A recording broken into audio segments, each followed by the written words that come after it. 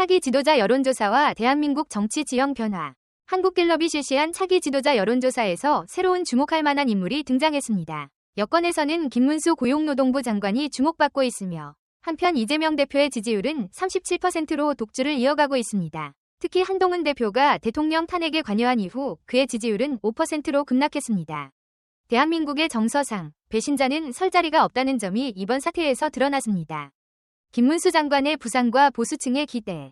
김문수 장관은 한동훈 대표의 사퇴 이후 국민의힘 비상대책위원장 후보로 거론되고 있습니다. 보수층 지지자들 사이에서는 그를 비대위원장으로 추대해야 한다는 의견이 활발히 나오고 있습니다. 지난 8월 고용노동부 장관 인사청문회에서 김 장관은 역사 논쟁에서 민주당 의원들과 격렬한 토론을 벌이며 보수층의 강력한 지지를 얻었습니다. 이후 여권 내 대권주자 여론조사에서 10% 안팎의 지지율로 상위권에 올랐습니다. 이재명 대표와 탄핵 논란. 이재명 대표는 현재 37%의 지지율로 선두를 달리고 있지만 그를 둘러싼 수많은 비리 혐의와 논란이 여전히 국민들 사이에서 논쟁의 대상입니다. 12건의 혐의로 기소된 그는 여러 재판을 진행 중이며 정치적 음모론과 비리 의혹으로도 알려져 있습니다. 그러나 그의 화려한 언변과 대중을 설득하는 능력은 여전히 강력합니다. 보수진영의 반격과 윤석열 대통령의 역할.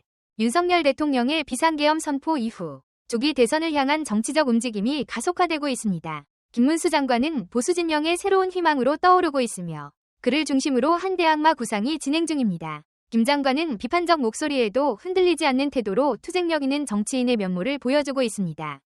특히 노동자의 파업과 대통령 탄핵의 연관성을 강하게 부정하며 명확한 메시지를 전달했습니다. 그는 파업이 노동자의 권익과 관련된 것이어야 한다는 점을 강조하며 대통령 탄핵을 요구하는 불법적인 행동을 강하게 비판했습니다. 국민적 결집의 필요성. 이러한 혼란 속에서 보수층과 윤석열 대통령을 지지하는 국민들은 헌법재판소의 올바른 결정을 촉구하며 결집해야 할 시점입니다. 윤 대통령이 헌재의 기각 결정을 통해 복귀한다면 이는 단순한 복귀가 아니라 새로운 정치 지형을 형성할 강력한 반격의 시작이 될 것입니다. 김문수 장관은 단순한 정치인을 넘어 결단력과 투쟁력을 갖춘 지도자로 평가받고 있습니다. 그의 존재는 혼란스러운 전국 속에서 보수 진영의 중요한 축이 될 것으로 기대됩니다. 대한민국의 미래를 위한 싸움. 현재의 상황은 단순히 한 정치인의 문제가 아닙니다. 이는 대한민국의 자유민주주의와 법치주의를 지키기 위한 싸움입니다. 국민들은 더욱 강하게 결집해야 하며 이는 대한민국의 미래를 위한 필수적인 과정입니다.